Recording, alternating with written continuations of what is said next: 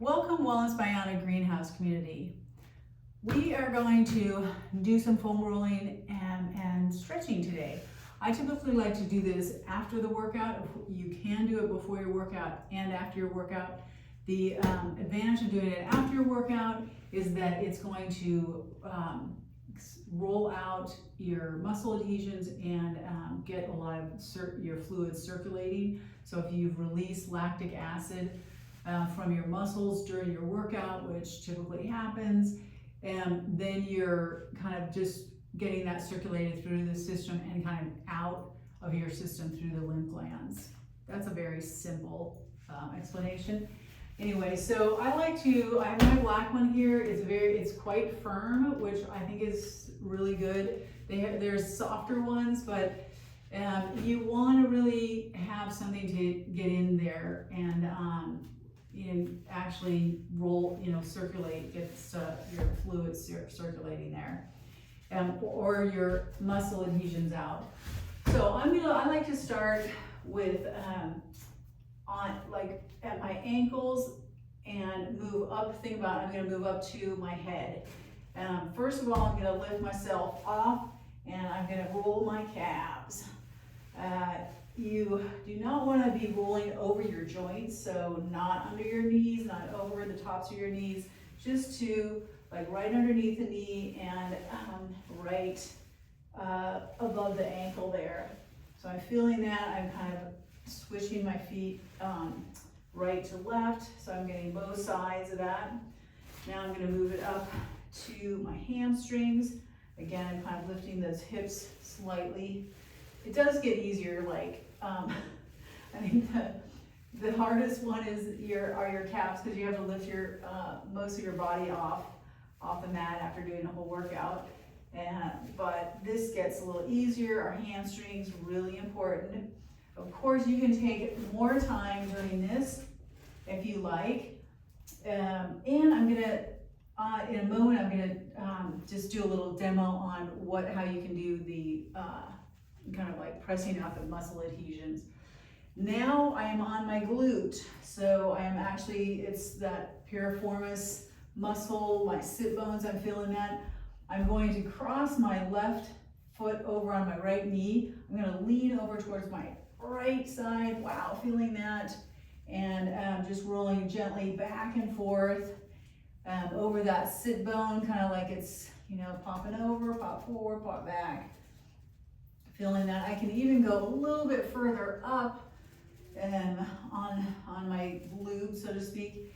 And I can go over to my side. It's all possible and all good for your, for that circulation of the lactic acid, the fluids, your lymph glands as well. Always good. So now I'm on your other side. I do notice that, like one side is different than the other side here. So I've got a little more tightness on my left side here. Okay, I am going to go for the infamous IT bands, which everybody loves, not. So I want to make sure that top hip is straight to the sky. My top leg comes over and is sort of bent there, and my foot is flat on the ground to kind of help manipulate that my body over, on the IT band there. So I'm going I'm starting right above my knee, and then I'm gonna just slowly work it all the way up towards right below my hip, and it's like that bone right on the, I forget what it's called, but it's right on the side of your hip. You don't want to be rolling right on that really bony part on the side there, just because it can get kind of irritated. By doing that, let's just stick on this area, this long kind of stretch of our femur right there. So the more that you can be sideways on it, the more you're really hitting it. You can lean, sometimes I lean a little bit forward. I go kind of on that, a little bit of an angle on the front, because I feel that too. So I feel like I've gotten enough of that.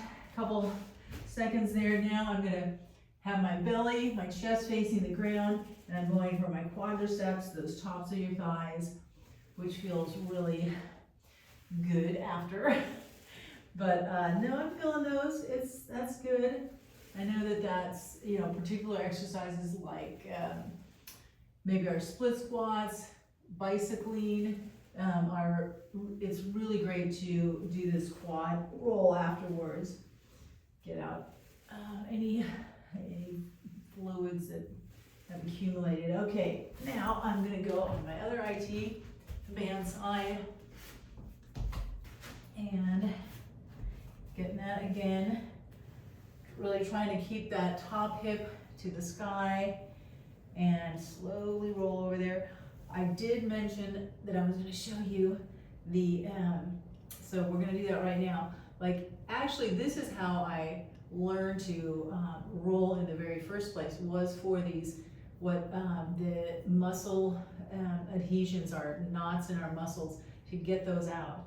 So you're on your IT, that side right there of your femur, your thigh, and you're gonna find a tender spot. Kind of roll on. I found a tender spot right there. Now I'm gonna hold that for 30 seconds, which is the amount of time that has been studied and found that takes for the Golgi tendon, which is where that muscle adhesion or the big knot that you get, to kind of press down on it and have it release or lengthen again. Some manner of lengthening happens. So I'm hanging out there 30 seconds. I might roll a little bit forward. Breathe, also breathing, really important on this. I notice, or I find myself that I kind of start holding my breath as I'm rolling on certain parts of my body. And so just try and think about keeping a steady breathing there and relaxing the jaw. All right, so now I'm gonna do a little more rolling up and down, because I've held that one particular tender spot, and then I feel like that's gotten it pretty good. Now my next one is I'm going up right on for my shoulder blades. I like to put my hands behind my neck, and I'm gonna lift my hips up slightly and just roll over. It's your scapula, your shoulder blades that I'm rolling on right now. What you don't want to do is roll on your lower back. That's just kind of one area that's you just don't want to mess with that. But rolling on our scapulas, our shoulder blades is okay. We've got a lot more kind of stability and boniness there. Then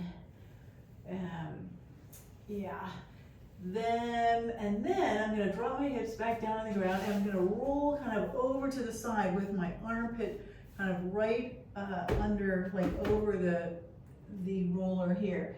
And I'm going to just go kind of rolling forward and back.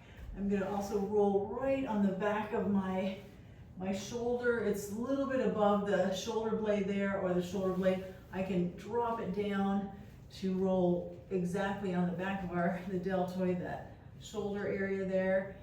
Because there's a lot of times, like, how can you get back there unless somebody's massaging you? This is really great. Plus, we've got those lymph glands under in our armpit. I think it's healthy for women to be doing this just for our breast health. So that is what I'm doing on that side. I'm gonna flip it over here so I can still see you. And go for that rolling forward and back, just kind of gently on the, got my one arm kind of down on the ground, and really getting that some good pressure on my underarm. It's gentle, of course, but and then I'm gonna bring that arm kind of over it so I can get the back of my shoulder here.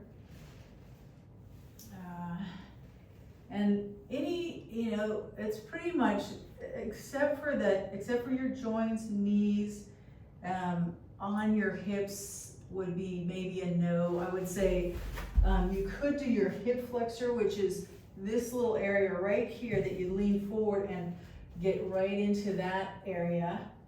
And it's, now I just thought of it, is the bursa, which is this part right here, this bony press up that comes out. You do not want to be rolling a ton on that. That's going to irritate it. But you could go right in here, your hip flexor, that area, right here on this side. I actually do that regularly because I have such tight hip flexors. It's just annoying, and that does feel good for me to do that. I just make sure I don't go clear over on the side.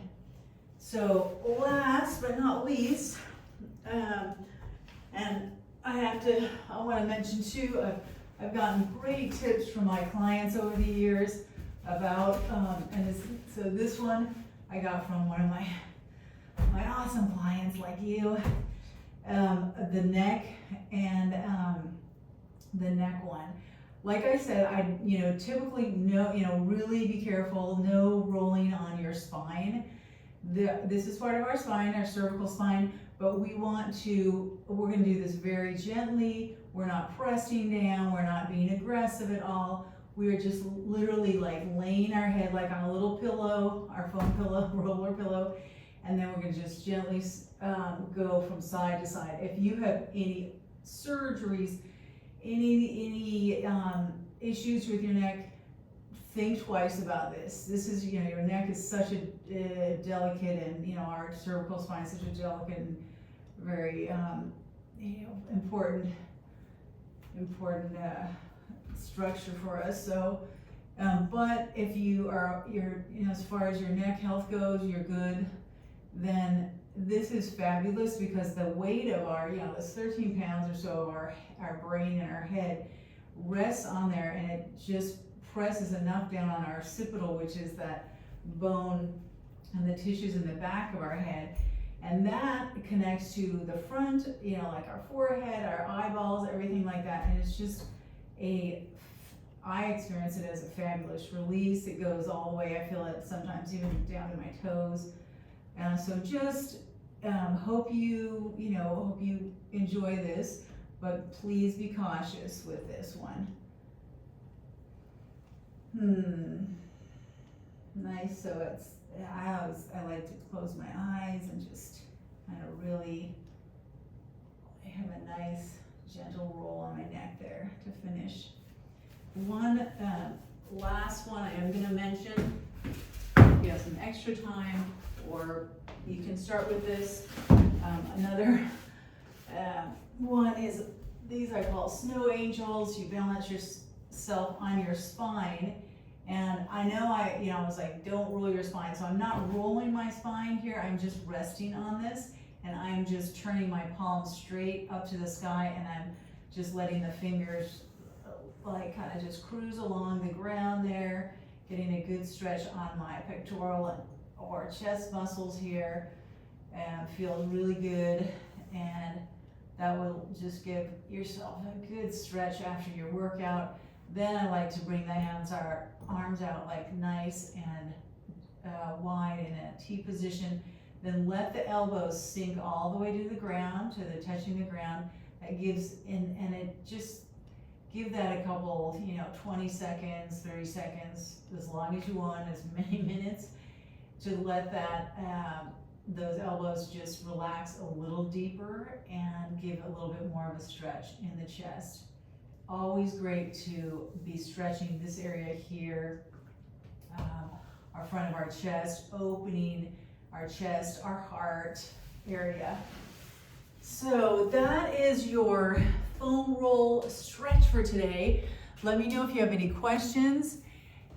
Try and get that in after every workout. You're going to benefit from it. Once again, thanks for joining. I will see you in the next one.